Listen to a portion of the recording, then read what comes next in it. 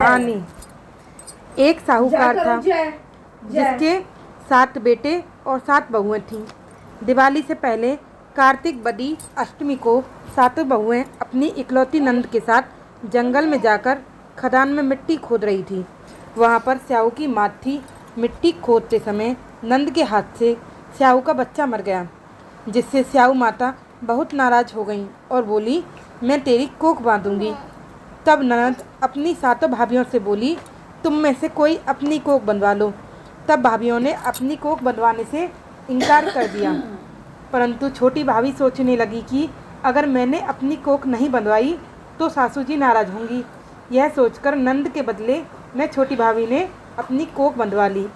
अब इसके बाद उसको जो बच्चा होता वह 7 दिन का होकर मर जाता। एक दिन उसने पंडित जी को बुलाकर पूछा, मेरी संतान 7वें दिन क्यों मर जाती है? तब पंडित ने कहा, तुम सुरई गाय की सेवा करो। सुरई गाय स्याऊ माता की भाईली है, वह तेरी कोख खुलवा देगी। जब तेरा बच्चा जिएगा अब वह बहुत जल्दी उठकर चुपचाप सुरई गाय के नीचे साफ सफाई कराती। गाय एक पैर से लंगड़ी थी। गौ माता बोली, हर रोज़ उठकर कौन मेरी सेवा कर रहा है, सो आज देखूंगी। गौ माता खूब सवेरे उठी। क्या देखती है कि साहूकार की बेटे की बहू इसके नीचे साफ सफाई कर रही है। गौ माता उससे बोली, क्या मांगती है? साहूकार की बहू बोली, स्याऊ माता तुम्हारी भाईली है और उसने मेरी कोख बांध रखी है, सो मेरी कोख खुलवा दो। गौ माता ने कहा, अच्छा। अब तो गौ माता समुद्र पार करके साहूकार की बहू को अपनी भाईली के पास लेकर चली।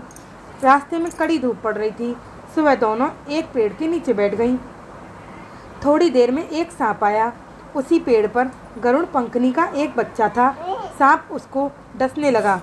तब साहूकार की बहू ने सांप मारकर ढाल के नीचे दबा दिया और बच्चे को बचा लिया।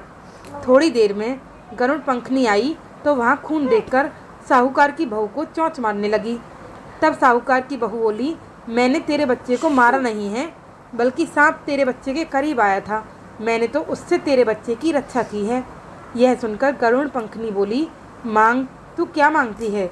वह बोली, 7 समुद्र पार स्याऊ माता रहती है, हमें तू उसके पास पहुंचा दे।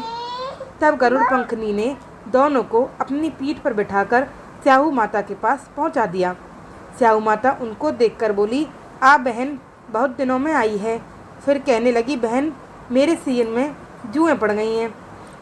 तब सुरई के कहने पर साहूकार की बहू ने उसकी सारी जुएं निकाल दी।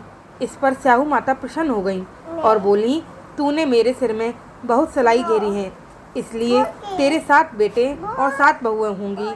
वह बोली, मेरे तो एक भी बेटा नहीं, 7 बेटे कहाँ से होंगे? स्याऊ माता बोली, वचन दिया है, वचन से फिर तो धोबी की कुंड पर कंकरी हूँ। तब साहूकार की बहू बोली, मेरी कोख तो तुम्हारे पास बंद पड़ी है। यह सुनकर स्याऊ माता बोली, तूने मुझे ठग लिया, तूने मुझे ठग लिया। मैं तेरी कोख खोलती तो नहीं, पर अब खोलनी पड़ेगी। जा, तेरे घर पर तुझे 7 बेटे और 7 बहुएं मिलेंगी। तू जाकर उजमन करियो, 7 अहुई बनाकर 7 कढ़ाई करियो। वह लौटकर घर आई तो वहाँ देखा कि 7 बेटे 7 बहुएं बैठे हैं।